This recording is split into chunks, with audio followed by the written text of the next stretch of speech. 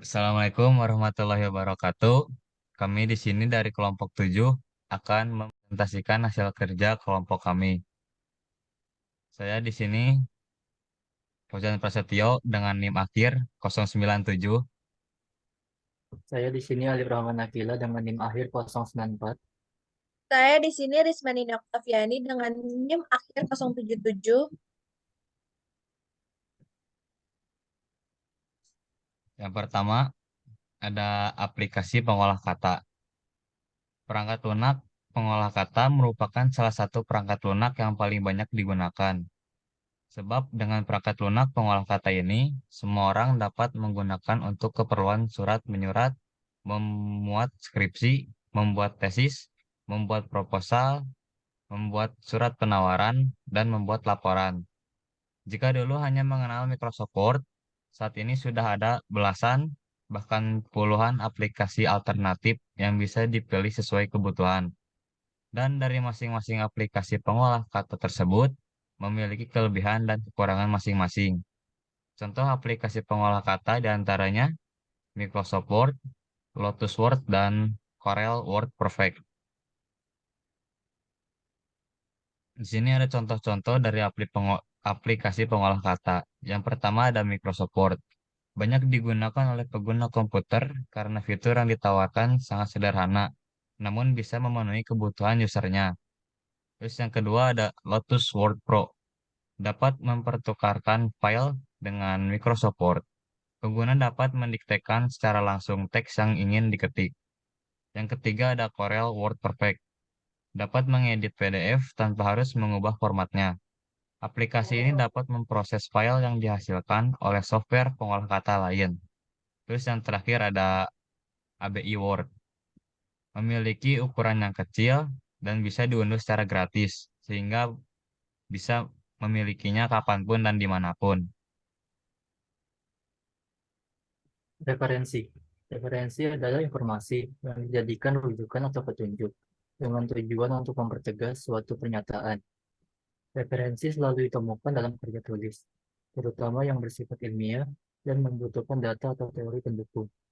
Nah, bagaimana penulisan referensi yang baik? Simak ulasan selengkapnya berikut ini. Tujuan referensi. Satu, memperkuat atau mempertegas pernyataan. Kedua, bentuk penghargaan kepada penulis sebelumnya. Ketiga, terhindar dari plagiarisme. Keempat, memberikan informasi dan wawasan bagi pembaca. Next, penulisan referensi. Penulisan kutipan dari buku teks, yaitu kalimat yang dikutip, nama penulis atau editor atau penyeting, tahun buku, dan halaman. Kutipan dari internet yaitu kalimat yang dikutip, nama penulis atau editor atau penyeting, alamat situs internet, dan tanggal waktu akses situs.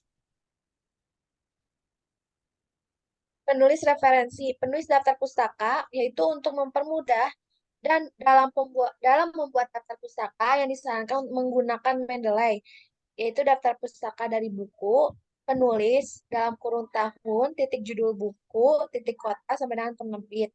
Terus daftar pustaka dari internet atau website. Ditulisnya penulis dalam titik dalam kurung tahun, titik judul artikel, titik tanggal diakses, titik alamat website. Aplikasi pengolahan angka, gambar dan video. Aplikasi pengolahan angka yaitu program komputer yang digunakan untuk memanipulasi, menangkap, dan menampilkan data yang disusun dalam kolom dan baris.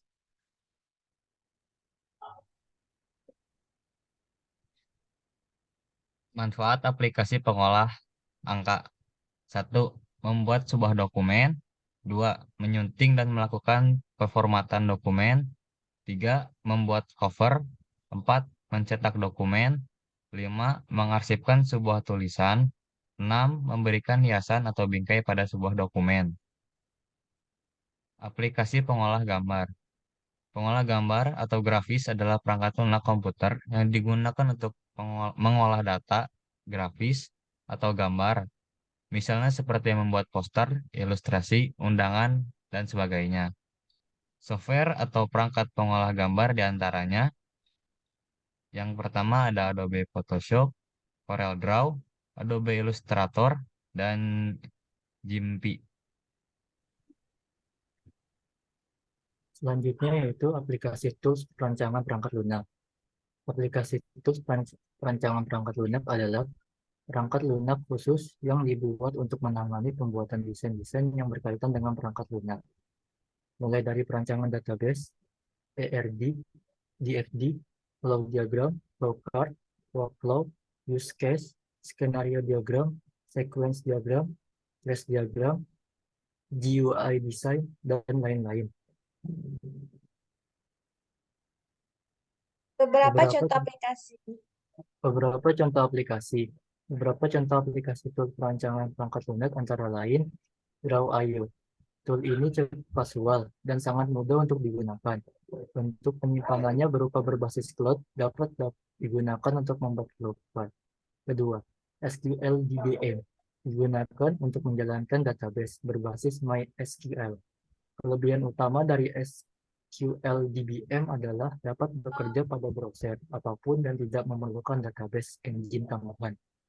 Yang ketiga, Microsoft Visio.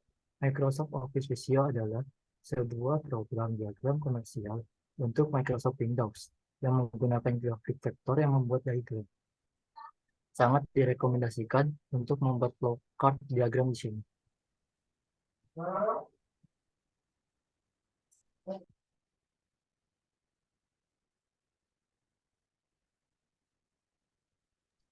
Ini contoh dalam buat grafik dalam Excel ya.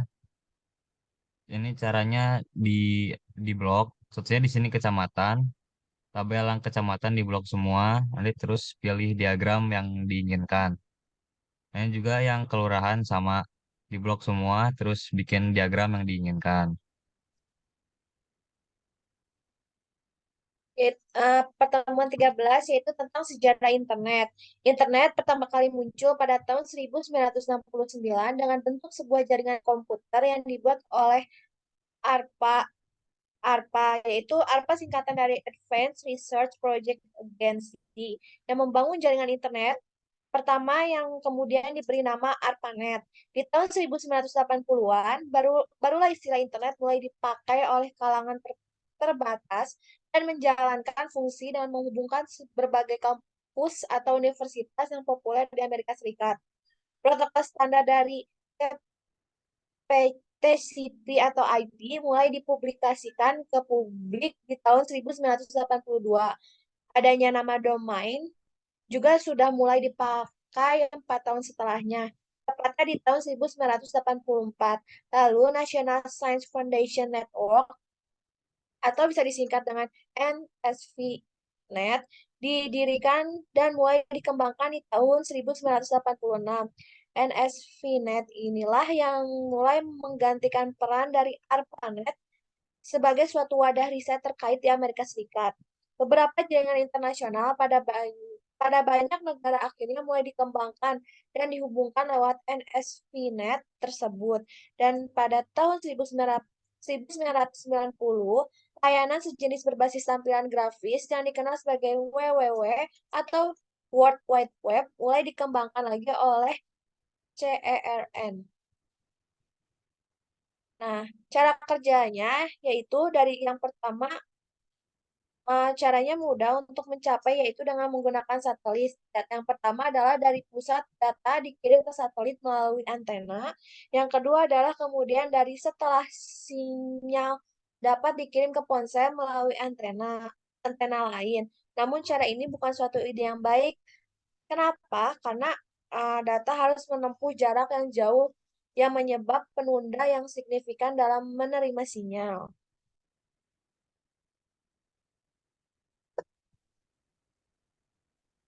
Terus selanjutnya ada web browser.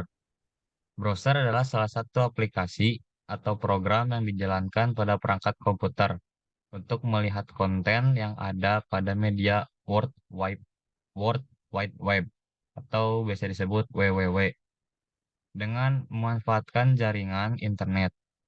Teknologi browser yang dikembangkan saat ini tidak hanya dapat menampilkan halaman yang berisi teks atau tulisan saja. Browser-browser populer sekarang dapat menampilkan gambar, musik, suara, video, file PDF, dan data lainnya.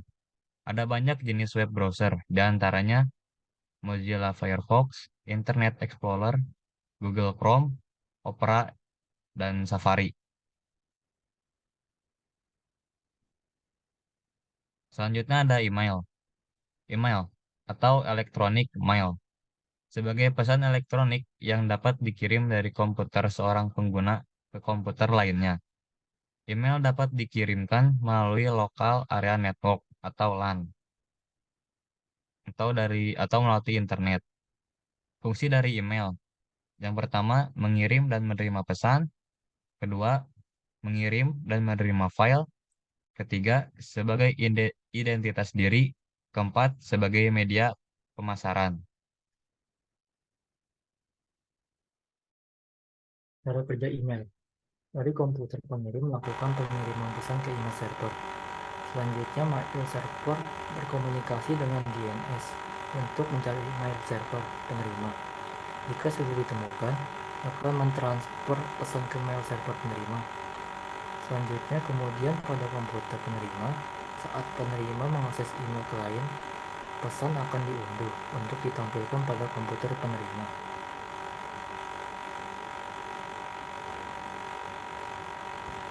Selanjutnya, cloud storage. Cloud storage yaitu model penyimpanan data, di mana data disimpan dalam media penyimpanan umum pada lokasi server tertentu, di mana server tersebut dapat diremote untuk melakukan penyimpanan, pengaksesan, dan pengelolaan datanya melalui jaringan internet. Cloud storage adalah salah satu inovasi yang saat ini mulai marak digunakan untuk menunjang aktivitas sehari-hari. Ada beragam fungsi dan manfaat yang bisa kita dapatkan dari penggunaan teknologi berbasis jaringan internet ini, mulai dari untuk memenuhi kebutuhan personal, bisnis, hingga edukasi.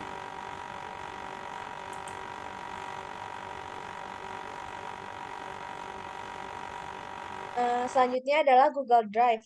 Google Drive adalah salah satu aplikasi penyedia cloud yang dapat diakses menggunakan koneksi internet secara gratis. Fungsinya yaitu menyimpan file, berbagi file, mengedit file, backup file, membuat catatan, menyimpan link, dan membackup chat WhatsApp. Salah satu kelebihan dari Google Drive adalah ketika file dihapus, maka akan masuk ke dalam daftar sampah terlebih dahulu sebelum dihapus secara permanen dan dapat dipulihkan kembali.